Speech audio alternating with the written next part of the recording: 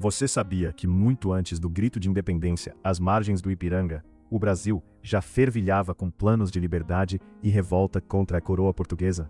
Imagine viver em uma época onde o ouro que saía das nossas terras servia apenas para enriquecer palácios na Europa, enquanto o povo local era sufocado por impostos impossíveis de pagar. Essa tensão não ficou apenas no silêncio, e acabou explodindo em conspirações secretas, que mudariam para sempre a nossa identidade nacional. Fique comigo até o final deste vídeo para entender como mineiros e baianos desafiaram o maior império da época e quais eram os projetos de país que eles sonhavam construir. Olá, estudante e entusiasta da nossa história. Seja muito bem-vindo ao canal Docs da História. Este vídeo foi preparado especialmente para você que deseja mergulhar nos detalhes da Inconfidência Mineira e da Conjuração Baiana de uma forma clara e envolvente.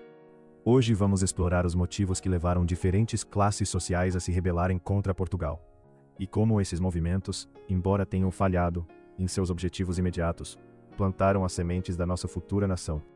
Prepare seu material de anotação e vamos viajar para o Brasil do século XVIII. Para compreendermos a magnitude dessas revoltas, precisamos primeiro entender a engrenagem do sistema colonial. O Brasil não era visto por Portugal como um país, mas sim como uma imensa empresa extrativista. O Pacto Colonial era a regra de ouro, esse acordo unilateral que determinava que a colônia só poderia comerciar com a metrópole. Imagine a frustração de produzir riquezas imensas, mas ser proibido de industrializar a própria terra ou de negociar com outras nações para conseguir preços melhores. Era uma relação de dependência forçada, onde o Brasil era o braço que trabalhava e Portugal era a mente que consumia. Nesse cenário, a vida cotidiana era marcada por uma vigilância constante. A coroa portuguesa mantinha olhos e ouvidos em todos os cantos para garantir que nenhuma grama de ouro fosse desviada e que nenhuma ideia subversiva circulasse. O controle não era apenas econômico, mas também cultural e religioso. No entanto, essa pressão excessiva cria um efeito colateral inevitável: o ressentimento. Quando as pessoas sentem que seu esforço não gera prosperidade para si mesmas, mas apenas para alguém que vive a milhares de quilômetros de distância, a semente da rebeldia começa a germinar. Para entender a Inconfidência Mineira, precisamos primeiro visualizar a região de Vila Rica no final do século XVIII. Imagine as ruas íngremes de pedra, as igrejas barrocas cobertas de ouro e o som constante das picaretas batendo nas rochas. O ciclo do ouro estava chegando ao fim e as minas já não produziam tanto quanto antes. O ouro estava se tornando mais difícil de encontrar, as jazidas estavam se esgotando e a economia da região começou a sentir o golpe. Mas, para a coroa portuguesa, a queda na produção não era um problema geológico, mas sim um sinal de contrabando. Portugal não aceitava a ideia de que o ouro estava acabando. Para eles, os mineiros estavam simplesmente escondendo o metal para evitar os impostos. A exigência principal era o quinto, que determinava que 20% de todo o ouro extraído deveria ir diretamente para os cofres do rei. Quando a arrecadação caiu, Portugal não diminuiu a cobrança, mas sim aumentou a pressão. Foi então que surgiu a famigerada derrama. A derrama não era apenas um imposto, mas uma medida de cobrança forçada e violenta. Se a meta de arrecadação anual não fosse atingida, a coroa enviava soldados para entrar nas casas, confiscar joias, móveis e qualquer bem de valor até que a dívida fosse quitada. Imagine o clima de terror que tomava conta de Vila Rica. A elite local, que já era endividada, via seu status social ameaçado e seus bens em risco. O medo de acordar com soldados batendo à porta transformou a indignação em desespero. A derrama era vista como uma humilhação pública e uma injustiça insuportável. Esse cenário de asfixia econômica criou o terreno fértil para que a elite mineira começasse a questionar a legitimidade do domínio português. Eles não queriam apenas pagar menos impostos, eles começaram a questionar por que deveriam obedecer a um rei que os tratava como meros servos. Nesse cenário de tensão, as ideias iluministas que vinham da Europa começaram a circular clandestinamente. Imagine pequenos grupos de homens reunidos em salas mal iluminadas, lendo livros proibidos de autores como Montesquieu, Voltaire e Rousseau. Eles discutiam conceitos que eram considerados crimes contra a coroa, como a separação dos poderes, a liberdade individual e o direito de governar a si mesmo. O iluminismo trouxe a luz da razão para combater as trevas do absolutismo. Para esses intelectuais, a monarquia portuguesa era um sistema arcaico e irracional que impedia o progresso do Brasil. A inspiração mais forte, porém, veio das Américas. A independência dos Estados Unidos em 1776 serviu como a prova viva de que era possível romper os grilhões de uma metrópole europeia e fundar uma república baseada na liberdade. Os inconfidentes olhavam para o norte e pensavam que se os colonos americanos conseguiram, nós também conseguiremos. O plano era ousado e detalhado. Eles sonhavam em proclamar uma república com capital em São João del Rei, fundar uma universidade em Vila Rica, para que os jovens não precisassem viajar para Coimbra, em Portugal, para estudar, e incentivar a criação de manufaturas locais, para que a região não dependesse mais das importações caras da metrópole. No entanto, havia um ponto de grande divergência e contradição dentro do movimento: a questão da escravidão. A maioria dos inconfidentes era composta por proprietários de terras e donos de escravizados. Embora falassem em liberdade e igualdade, eles não estavam dispostos a estender esses direitos aos negros e indígenas. A liberdade que eles buscavam era a liberdade política e econômica para a elite branca. Essa contradição mostra que a Inconfidência Mineira não era uma revolução social, mas sim um movimento de emancipação política. Eles queriam trocar o rei de Portugal por um governo local, mas manter a estrutura de poder social intacta. A conspiração acontecia em reuniões secretas regadas a vinho e discussões filosóficas, mas o movimento nunca chegou a sair do papel. O grupo acreditava que no dia em que a derrama fosse anunciada, o povo se uniria a eles em uma revolta geral. Eles esperavam que a raiva da população contra os impostos fosse o combustível para a proclamação da República. Mas o destino reservava um golpe duro para os planos dos rebeldes. Joaquim Silvério dos Reis, um dos integrantes do grupo que devia fortunas imensas à coroa, decidiu trair seus companheiros. Silvério dos Reis não foi movido por lealdade ao rei, mas por puro interesse pessoal. Ele viu na traição a única saída para apagar suas dívidas e evitar a prisão. Ele entregou todos os nomes, os planos e as datas das reuniões ao governador da capitania, o Visconde de Barbacena. A traição foi cirúrgica e devastadora. O governador imediatamente suspendeu a derrama, o que ironicamente tirou o principal motivo de revolta do povo, e ordenou a prisão de todos os envolvidos. O movimento foi esmagado antes mesmo de dar o primeiro passo. Dentre todos os presos, um homem se destacava não pela sua riqueza, mas pela sua função e fervor. Joaquim José da Silva Xavier, conhecido como Tiradentes, era um alferes e dentista prático que não pertencia à alta elite como os outros membros. Enquanto os poetas e magistrados tentavam negar sua participação ou culpar uns aos outros para salvar suas peles, Tiradentes assumiu toda a responsabilidade pelo movimento. Ele se tornou o rosto da revolta e durante os interrogatórios defendia com paixão a ideia de um Brasil livre. Ele não tinha o respaldo financeiro dos outros, mas tinha a convicção inabalável de que a pátria precisava de independência. A justiça portuguesa, no entanto, queria dar um exemplo terrível, para que ninguém mais ousasse desafiar a autoridade do rei. O processo judicial durou quase 3 anos e foi marcado por torturas e pressões psicológicas. O castigo foi distribuído de forma desigual, refletindo a hierarquia social da época. Enquanto a maioria dos inconfidentes ricos teve suas penas de morte comutadas para o exílio na África, Tiradentes foi condenado à morte por enforcamento. Ele era o elo mais fraco da corrente social e por isso foi escolhido para carregar o peso total da punição. No dia 21 de abril de 1792, Tiradentes foi executado no Rio de Janeiro, em um espetáculo público desenhado para causar terror. Imagine a cena: centenas de pessoas assistindo enquanto ele era enforcado. Mas a punição não terminou com a morte. Seu corpo foi esquartejado e as partes foram espalhadas pelo caminho que levava às Minas Gerais, para servir de aviso a qualquer outro que pensasse em trair a coroa. A cabeça foi exposta em Vila Rica para que todos vissem o preço da rebeldia. O que a coroa portuguesa não esperava era que, ao tentar apagar a memória de Tiradentes, eles acabariam criando um mártir. A brutalidade da execução gerou mais simpatia do que medo a longo prazo. Séculos depois, com a proclamação da República Brasileira, a imagem de Tiradentes foi resgatada e transformada em herói nacional. Ele foi pintado com feições que lembravam Jesus Cristo para simbolizar o sacrifício por um bem maior, a liberdade do Brasil.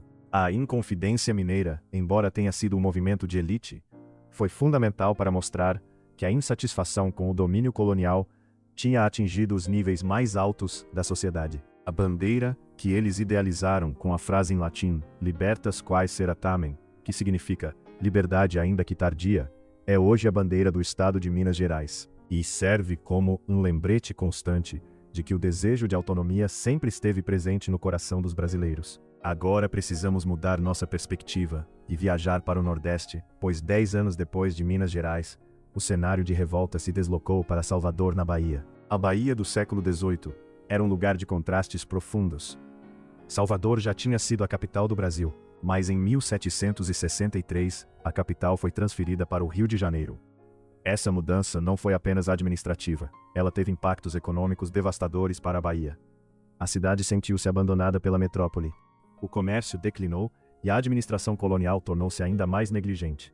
Salvador vivia uma crise profunda de abastecimento, com falta de alimentos básicos e preços altíssimos. Imagine a cena nos mercados de Salvador. O cheiro do mar misturado ao odor da pobreza. O pão, que era o alimento básico, tornou-se um luxo. A população pobre, composta majoritariamente por negros, pardos e libertos, sentia na pele a fome e o preconceito racial da administração colonial. Enquanto isso, a elite baiana continuava a viver em palacetes, mas também estava insatisfeita com a falta de apoio de Portugal. No entanto, a tensão na Bahia tinha um componente que não era tão forte em Minas: a questão racial e a luta por dignidade humana. Diferente dos mineiros, a Conjuração Baiana, também conhecida como Revolta dos Alfaiates, tinha uma cara e objetivos muito mais radicais. Se, em Minas, o movimento nasceu nos gabinetes dos ricos, na Bahia ele nasceu nas ruas, nas oficinas de costura e nos quartéis. O nome Revolta dos Alfaiates vem do fato de que muitos de seus líderes eram artesãos costureiros e soldados de baixa patente. Eles não eram intelectuais de universidade, mas eram pessoas que liam e discutiam a política do mundo em seus locais de trabalho. Esses homens foram influenciados pela fase mais popular da Revolução Francesa e especialmente pela revolução que ocorria no Haiti. O Haiti era o maior pesadelo dos donos de escravos da época, pois foi a primeira vez que escravizados se rebelaram com sucesso e fundaram seu próprio país. Os conjurados baianos não queriam apenas a independência e a república. Eles exigiam o fim da escravidão, a igualdade de direitos para todas as pessoas independentemente da cor da pele e o aumento do soldo dos soldados. Imagine a coragem desses homens. Eles sabiam que questionar a escravidão era o maior tabu da sociedade colonial. Panfletos manuscritos começaram a aparecer colados nas portas das igrejas e nos postes da cidade, convocando o povo para a revolução. O tom era direto e desafiador, dizendo que o tempo da liberdade havia chegado e que todos os homens seriam irmãos sob uma nova bandeira. Eles pregavam uma república democrática, onde a cor da pele não determinasse o valor de um homem. A repressão da coroa portuguesa na Bahia foi ainda mais rápida e violenta do que em Minas Gerais, justamente porque o movimento envolvia as classes populares e ameaçava a estrutura escravocrata que sustentava a colônia. Para Portugal, a Inconfidência Mineira era um problema político, mas a Conjuração Baiana era um problema de segurança social. O medo de que a Bahia se tornasse um novo Haiti fez com que a coroa agisse com mão de ferro. Centenas de pessoas foram investigadas e presas, mas o foco da punição recaiu sobre os líderes mais pobres, enquanto os poucos membros da elite envolvidos conseguiram escapar com penas leves ou exílios confortáveis. 4 homens negros foram condenados à morte por enforcamento e esquartejamento. Lucas Dantas Manuel Faustino, Luiz Gonzaga das Virgens e João de Deus tornaram-se os heróis esquecidos por muito tempo de uma revolta que buscava uma justiça social que o Brasil ainda luta para alcançar. Eles foram executados com a mesma brutalidade que Tiradentes, mas sem a mesma glória imediata nos livros de história. Ao olharmos para esses dois movimentos lado a lado, percebemos as duas faces da resistência brasileira. A Inconfidência Mineira nos mostra o desejo de autonomia política e econômica de uma elite que se sentia explorada, enquanto a Conjuração Baiana nos revela a luta por dignidade humana e igualdade social de um povo que não aguentava mais a opressão. Enquanto em Minas o debate era sobre impostos e universidades, na Bahia, o debate era sobre o preço do pão e o fim das correntes da escravidão. Essas diferenças explicam por que a reação de Portugal foi tão distinta em cada caso. A coroa podia negociar com a elite mineira, pois eles falavam a mesma língua de interesses econômicos. Mas com os alfaiates baianos não havia diálogo, pois eles questionavam a própria base da sociedade colonial: a escravidão. A punição implacável na Bahia foi uma tentativa de silenciar a voz dos marginalizados e garantir que a hierarquia racial permanecesse intacta. Essas revoltas não foram fracassos totais, como alguns livros de história podem sugerir. Elas funcionaram como laboratórios de ideias onde o conceito de ser brasileiro começou a ser construído em oposição ao ser português. Elas mostraram que o sistema colonial estava em colapso e que a manutenção do Brasil, como uma simples fazenda de Portugal, era insustentável a longo prazo. O conhecimento desses fatos nos ajuda a entender que a nossa independência não foi um evento isolado em 1822, mas sim o resultado de décadas de conspirações, sacrifícios e sonhos de liberdade que percorreram o país de norte a sul. Imagine a coragem de quem escrevia aqueles panfletos em Salvador ou de quem discutia a República em Vila Rica, sabendo que o preço da falha era a morte e o esquartejamento. Essas pessoas não lutavam apenas por si mesmas, mas por uma ideia de futuro. Elas plantaram a semente da dúvida na mente de milhares de outros colonos, fazendo com que a ideia de independência deixasse de ser um sonho impossível para se tornar uma meta necessária. Hoje estudamos Tiradentes e os heróis de Búzios, como os baianos são chamados para reconhecer que a nossa democracia e a nossa república são frutos de lutas históricas. Entender a diferença entre o movimento de elite e o movimento popular nos torna cidadãos mais críticos e capazes de perceber quais demandas sociais ainda permanecem pendentes desde o século XVIII. A história dessas inconfidências é a história da nossa própria busca por uma identidade e por um país onde a liberdade não seja apenas um conceito abstrato, mas uma realidade para todos os seus habitantes. Neste vídeo, percorremos as montanhas de Minas Gerais e as ladeiras de Salvador para entender como a Inconfidência Mineira e a Conjuração Baiana desafiaram o domínio português. Vimos que, enquanto os mineiros focavam na liberdade econômica e política da elite, os baianos trouxeram uma pauta muito mais profunda de igualdade racial e fim da escravidão. Ambos os movimentos, embora duramente reprimidos, deixaram um legado de resistência que pavimentou o caminho para a construção do Brasil independente. A história nos ensina que a liberdade nunca é dada de graça. Ela é conquistada através de lutas e muitas vezes através de sacrifícios dolorosos. Tiradentes e os alfaiates baianos representam diferentes camadas da nossa sociedade, mas ambos compartilhavam a mesma recusa em aceitar a opressão. Que a memória desses homens nos inspire a valorizar a nossa liberdade e a lutar por um país mais justo e igualitário para todos. Se você gostou de conhecer esses detalhes da nossa história, não esqueça de deixar o seu like e se inscrever no canal Docs da História para não perder nenhum conteúdo educativo. Deixe um comentário respondendo qual dessas duas revoltas você achou mais corajosa e por qual motivo. Sua participação é fundamental para continuarmos trazendo a história do Brasil de forma viva e detalhada. Até o próximo vídeo e continue explorando as raízes do nosso passado para entender melhor o nosso presente.